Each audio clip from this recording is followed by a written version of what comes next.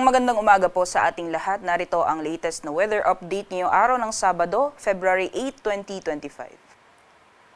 Sa kasalukuyan po, inaasahan pa rin natin ang mga pag-ulan sa ilang bahagi po ng ating bansa dulot po ng epekto ng northeast monsoon o hanging amihan, pati na rin po ng shear line as well as yung easterlies, yung mainit na hangin na nanggagaling sa karagatang Pasipiko. Kung ikita po natin dito sa ating latest sa satellite animation, meron po tayong namamataan na mga kapal na kaulapan na nakaka-apekto lalong-lalo na po dito sa may bahagi ng Southern Luzon at Kabisayaan. Yung mga kaulapan po na yan ay dulot ng epekto ng shear line o yung pagsasalubong ng malamig at mainit na hangin, at dahil po dyan sa shear line, magiging maulan po or malalakas ang mga pag-ulan sa bahagi po ng Southern Luzon, pati na rin po sa Kabisayaan ngayong araw. Samantalang dito naman po sa malaking bahagi or nalalabing bahagi ng Luzon area ay patuloy pa rin ang pag-iral ng hanging amihan or northeast monsoon. Posible din pong maranasan ng light to moderate naman ng mga pag-ulan sa areas po sa eastern sections ng Luzon area. At dito naman po sa may bahagi ng Mindanao, meron din po tayong namamataan ng mga kapal na kaulapan na dulot naman na epekto ng easterlies o yung mainit na hangin na nagagaling sa karagatang Pasipiko, especially po sa may eastern sections ng Mindanao, ay mararanasan din po yung pagbuhos ng ulan dahil po sa epekto nitong easterlies. Although sa ngayon po wala naman tayong inaasahan or wala po tayong binabantayan na low pressure area o bagyo sa loob at labas ng ating Philippine Area of Responsibility, ngunit asahan pa rin po natin na itong mga pag-ulan dulot po ng epekto ng shear line ay magpapatuloy po yan sa mga susunod na araw. Kaya doble ingat po sa ating mga kababayan, especially po sa may areas ng Bicol region, dyan po sa may Quezon, pati na rin po sa may Eastern Visayas area. Dako ko tayo sa magiging lagay ng panahon ngayong araw dito po sa Luzon.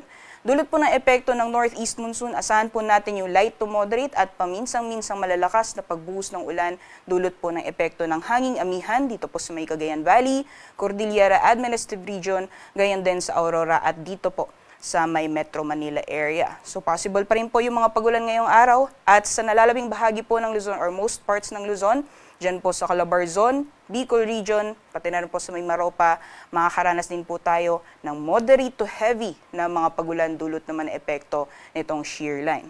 For the rest of Luzon, dyan po sa Ilocos Region and for the rest of Central Luzon area, possible pa rin po yung partly cloudy to cloudy na kalangitan. May mga chance lamang po ng mga panandalian o mga biglaang pag-ambon dulot pa rin epekto ng hanging amihan. And for the temperature forecast naman po ngayong araw, dito po sa mga piling syudad sa Luzon, for Lawag po, maximum temperatures po natin maaaring umabot ng 32 degrees Celsius. Agwat naman ng temperatura sa Baguio ay maglalaro mula 15 hanggang 23 degrees Celsius, 27 degrees Celsius maximum temperatures ngayong araw dito sa Tuguegarao, 28 degrees Celsius maximum temperatures naman para sa Legazpi. Dito po sa Tagaytay, 21 to 27 degrees Celsius agwat ng temperatura at maximum temperatures ngayong araw dito sa Metro Manila ay maaaring umabot ng 29 degrees Celsius. Para naman sa magiging lagay ng panahon sa nalalabing bahagi naman ng ating bansa dito po for Palawan, Visayas, pati na rin po sa Mindanao, dulot po ng epekto ng shear line, asahan po natin magpapatuloy pa rin yung mga pag-ulan dahil sa epekto ng shear line sa may Palawan, pati na rin po sa Kabisayaan. At dito naman po sa may eastern sections ng Mindanao, dyan po sa Caraga at Davao Region, makakaranas din po tayo ng mga pag-ulan dulot naman ng epekto ng easterlies. For the rest of Mindanao, asahan po natin yung partly cloudy to cloudy skies at kung may mga pag-ulan man, panandalian lamang po ito na pagbuhos ng ulan dulot po ng mga isolated na thunderstorms. Temperature forecast naman para sa mga piling syudad sa Palawan, Visayas at Mindanao area. Dito po sa Calayan Islands, maaaring umabot po ng 31 degrees Celsius maximum temperatures, 30 degrees Celsius para sa Puerto Princesa. Maximum temperatures naman para sa Iloilo at sa Tacloban, aabot ng 30 degrees Celsius, 26 to 31 degrees Celsius agwat ng temperatura para sa Metro Cebu.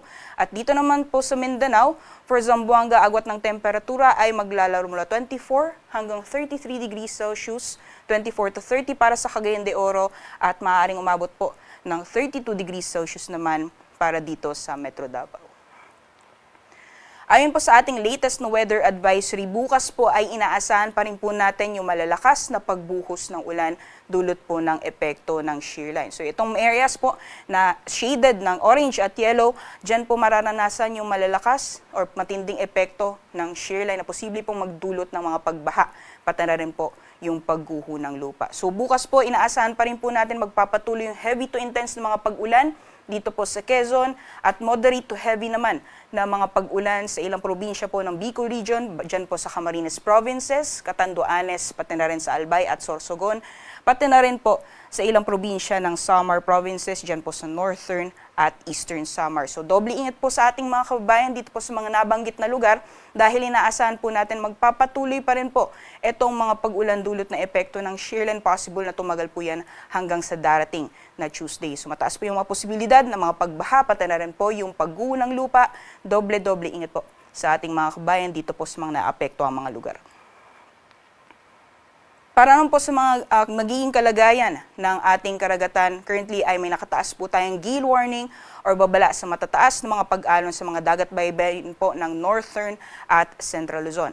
Maaaring umabot po ng 6.0 meters yung matataas mga pag-alon, especially po sa mga dagat baybayin ng Batanes, Cagayan kasama ang Babuyan Islands, dyan po sa dagat baybayin ng Ilocos Provinces, La Union, Pangasinan, gayon din sa Isabela at Aurora. Inaasahan po natin ang maalon hanggang sa napakaalon na karagatan, kaya delikado pong pumalaot lalong-lalo na yung ating mga kababayan na may mga malit na sakyang pandagat.